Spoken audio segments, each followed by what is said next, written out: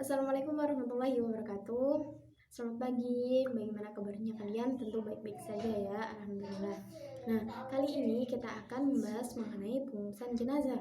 Sebelum kita memasuki pelajaran, marilah kita berdoa masing-masing, semoga apa yang kita kerjakan atau apa yang kita pelajari pada pagi hari ini bisa berjalan dengan lancar dan bermanfaat bagi kita semua.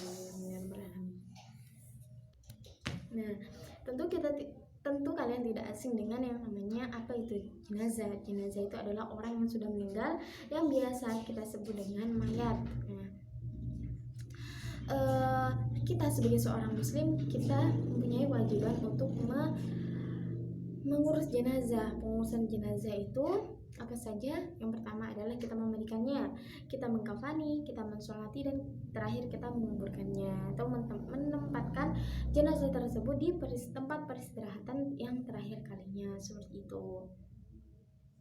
Nah, untuk memandikannya, yang pertama memandikannya, jenazah ini harus dimandikan. Kalau jenazahnya laki-laki harus dimandikan oleh laki-laki, kalau perempuan dimandikan oleh orang perempuan. Nah, memandikan jenazah ini harus dimandikan oleh lingkup keluarganya. Kalau tidak dari keluarganya, bisa orang saudaranya, seperti itu. Jadi tidak boleh dimandikan oleh tetangga-tetangganya. Nah, walaupun kalau orang itu hidup sendirian, bolehlah tetangga terdekatnya juga tidak apa-apa. Nah,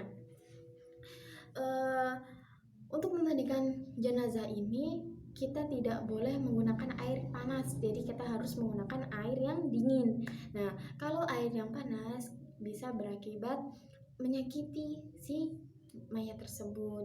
Jadi kita untuk mengurus jenazah ini kita perlakukan dengan lembut dan kasih sayang, karena jikalau kita kasar itu akan menyakiti mayat tersebut karena mayat itu masih merasakannya. Nah, untuk memandikan mayat itu harus dibilas dari kanan dulu, kemudian yang kiri, dengan cara yang pelan-pelan, dengan yang lembut.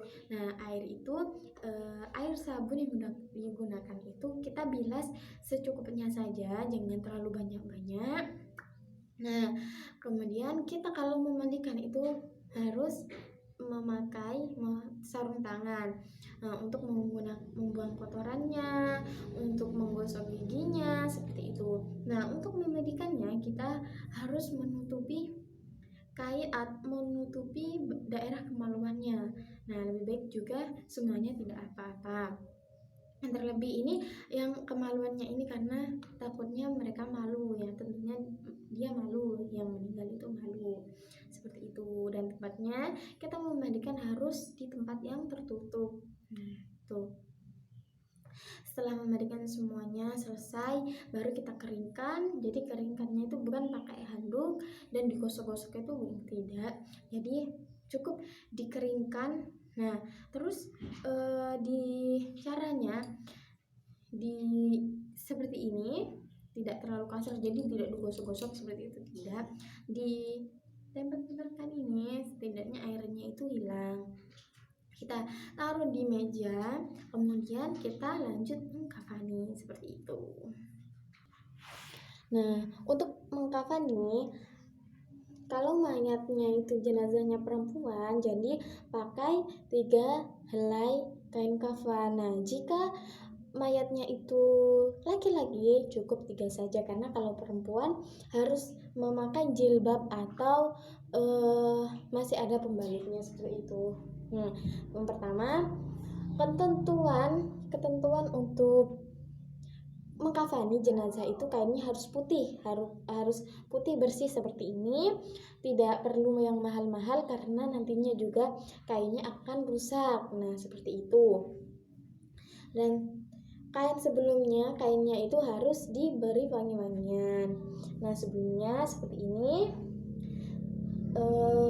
kita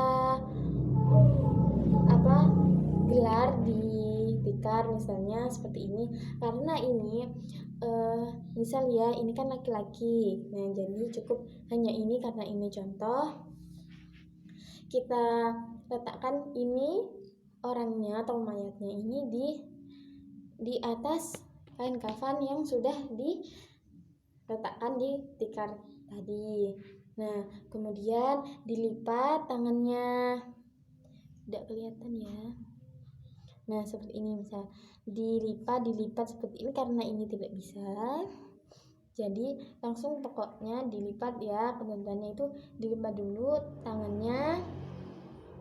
Nah, kemudian sebelumnya untuk bagian yang berlubang, nah itu seperti hidung, seperti kemaluan, seperti yang pokoknya yang berlubang-lubang itu ditutupi dengan kapas ya, biasanya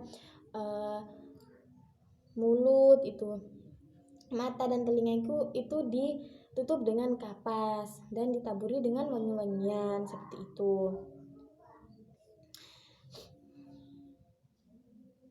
Dan untuk mengkafani jenazah ini didahulukan yang sebelah kiri dulu, kemudian yang sebelah kanan. Setelah terbungkus rapi, setelah terbungkus semuanya, baru kita ikat di bagian kepala atau bagian kepala seperti ini, di bagian perut, dan yang terakhir di bagian kaki. Nah, jadinya nanti seperti ini. Karena ini bonekanya tidak bisa. Nah, pokoknya seperti ini, dan ini ada kuncupnya seperti itu. Nah, karena itu tadi sudah dan hasilnya seperti ini. Nah, seperti ini, kurang lebihnya seperti itu. Nanti ini diikat, di bagian perut diikat dan kakinya itu diikat. Nah, seperti itu. Nah, sesudah dikafani mayat tersebut, kita lanjut untuk mensolati.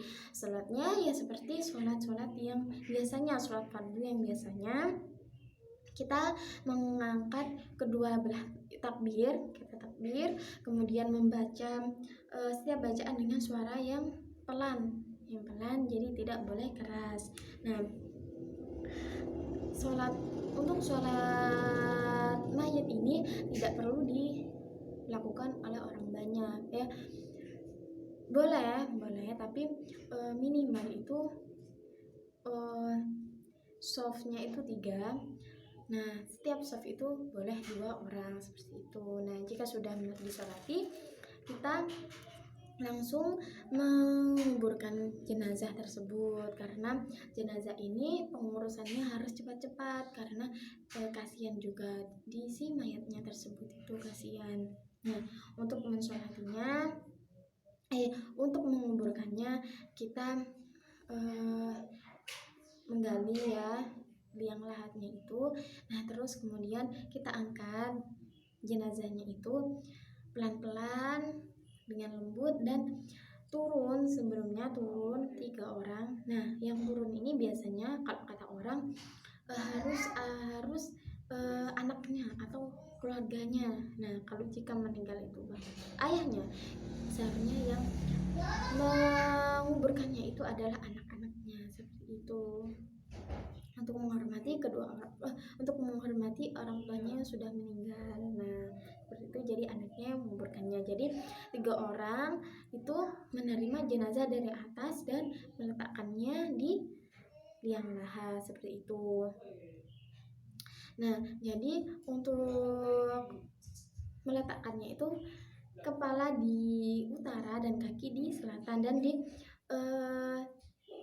menaruhnya itu tidak langsung ditaruh, tapi agak diserong ke barat dan di penyangga, atau biasanya kayak bukan batu tapi tanah ya,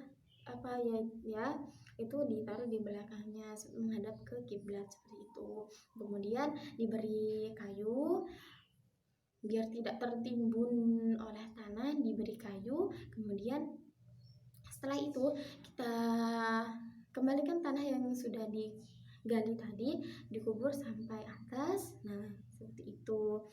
Nah, terus yang terakhir kita doakan mayit semoga diberi kelapangan dikubur, diampuni dosa-dosanya, diterima di sisi Allah, dan semoga masuk surga seperti itu.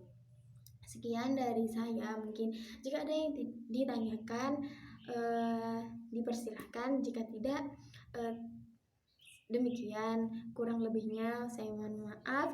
Sebesar-besarnya saya juga di sini belajar. Sekian dari saya. Wassalamualaikum warahmatullahi wabarakatuh.